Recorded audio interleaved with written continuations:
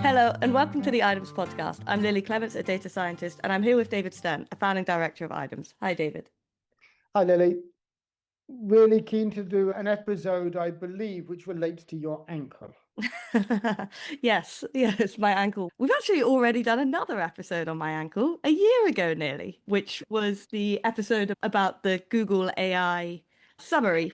I think it said I fell off a 25-meter wall. Something like that. It was certainly much, much larger than a boulder and wall should be because of an April Fool's joke. Yes, because of an April Fool's joke, it took that and put it in the Google summary. Anyway, there's another podcast on that. Coming up to the year anniversary, the ankle's getting better. I'm able to move and run and things. But it does get me thinking, the reason why I went out that day, the reason why I went bouldering that day was to be more diverse in my sport. Because I knew that if I ran that day, funnily enough, I would get injured because I was coming off a different injury. And so I felt, let's be diverse, let's try something else.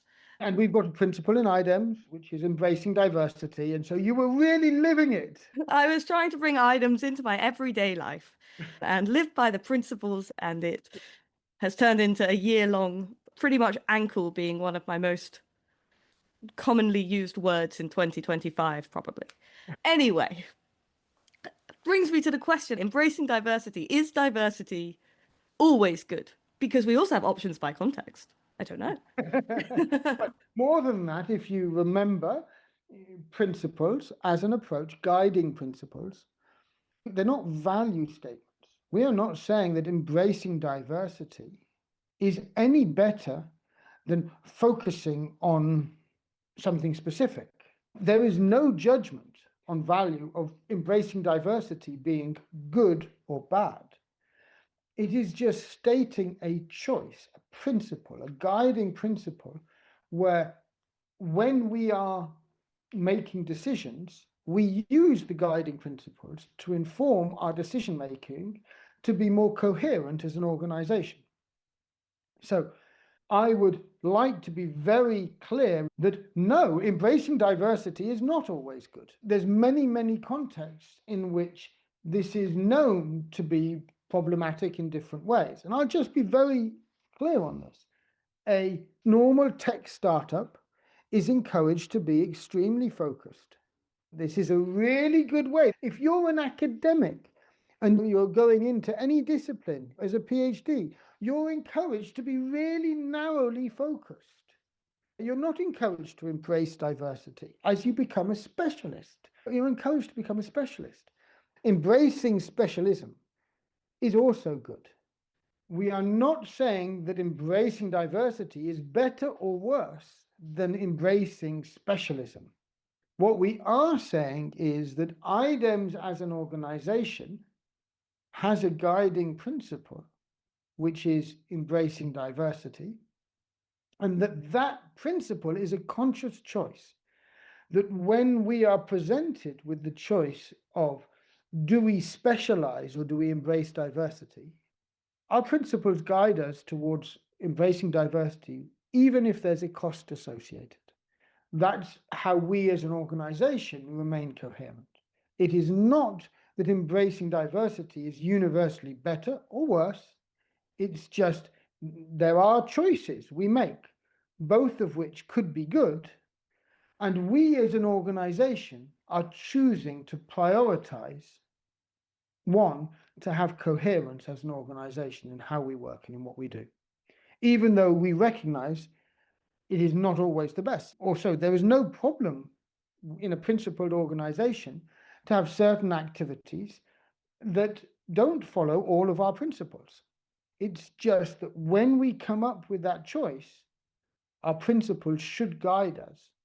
And if we don't have a good reason to be specialists, we should embrace diversity in this particular case. I see. Okay, that does make sense. So I guess that then makes me wonder, how does something become a principle then? So generally we want to embrace diversity. Is that then why it's a principle? Or like we want that to be something that we're aware of? This is a very good question. Really, we should make sure our IDEMS principle podcasts are out there and that they're more widely available, because the idea of principles, I'm very lucky that I got immersed in principles before IDEMS existed, and I saw the power that they can play at bringing a community together. And so what I recognized, which Danny and I instigated from day one of IDEMS, is that for the organization to have a coherence beyond individuals and individual leadership, the principles are a way of doing this, where if it was values, then anyone who doesn't agree with our values, who is not values aligned, we then, oh, we don't like you, you don't believe in our values. That's not what we're doing here. It's not values. Everybody's allowed to have their own values, their own value system, and we encourage that. The principles are about the organization itself having structural coherence. So if in our decision making, everyone is aware of the principles are there to help guide us when otherwise we might say, well, we could do this or we could do that. You know, there's a choice. There's a recognition either of these could be good. But if the principles help to guide that decision making, then we're going to have more coherence. So how did we choose which principles do we care about? What do we want coherence on? That was deep discussions that Danny and I had about the vision of what we're trying to build and why, and what are the guiding principles that will help us to get there. And to come back to the diversity question, we recognize that embracing diversity, especially when we're small, we've paid a pretty heavy cost for it, because many people would say we're spread too thin. Yeah.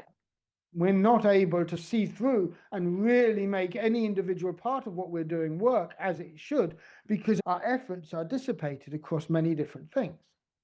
If we were specialists in this, we would only do that one thing, but we'd do it really well, and it would help us to grow at being the best at doing that one thing. So when we were small, actually that embracing diversity, the cost has been pretty high, but it's something which we believed in. And what we believe, and we've seen this play out in some specific cases. During COVID, as an organization, we had to reinvent ourselves. And what our embracing diversity gave us is actually the things that were the biggest things we were doing before COVID, and the things that became the biggest things were different. And so it enabled us as an organization, without changing totally, it enabled us to be more stable, to be more sustainable. So that diversity gave us a different type of strength than being a specialist, where, you know, if we had been a specialist before, it would have been to go and travel and give trainings and so on. And that part of the work dropped off. There was nothing for 18 months. I didn't get on a plane. And so if that had been the only thing we'd done, if we hadn't embraced diversity before that, then we would have had a real problem in the transition to actually the different role which emerged for us. And so I suppose that's sort of something where for us, there's been a heavy price to pay, but there's already been payoffs in terms of our sustainability, in terms of our flexibility as an organization, in terms of the way we have been able to adapt. And more than anything else, what we have learned. The range of things that we have learned, that what we can do as an organization, where we are positioned now, is only possible because we've had this amazing diversity, which is feeding in these different learnings, and where we've got those cross learnings coming, which is deepening our understanding and enabling us to, I believe, take on the true underlying challenges rather than being stuck in a narrow area.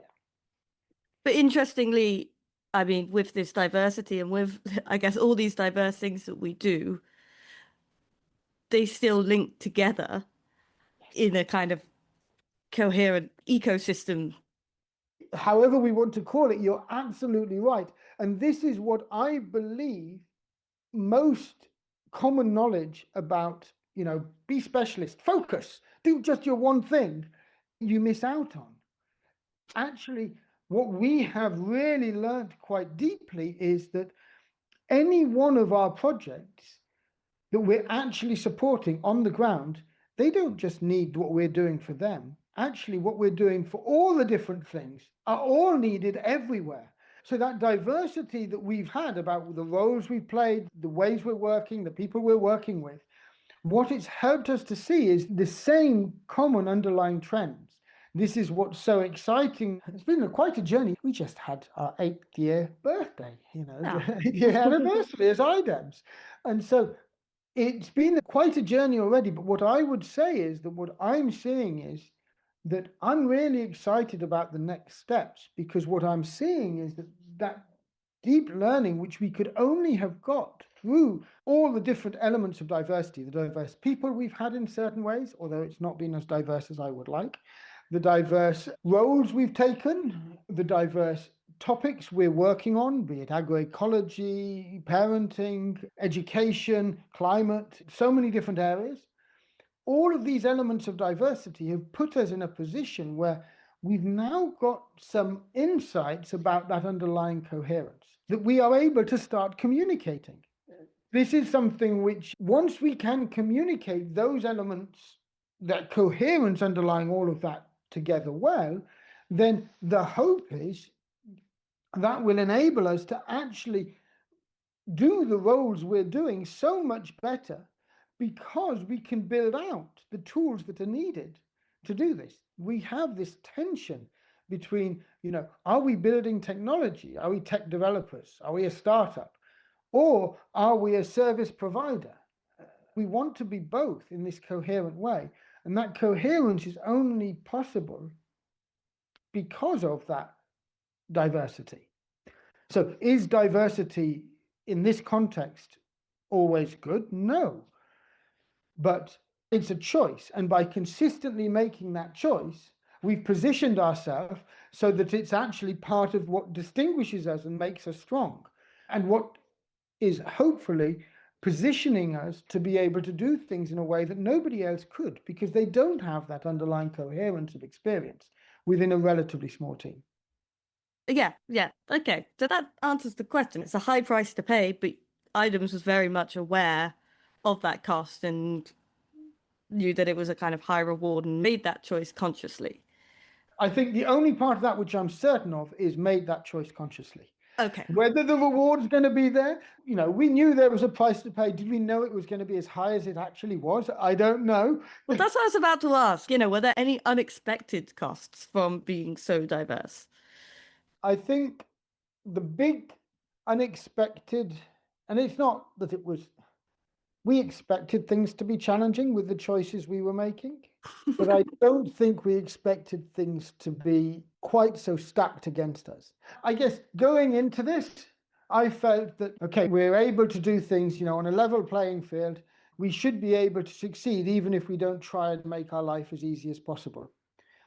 I didn't quite realize how far we are from a level playing field.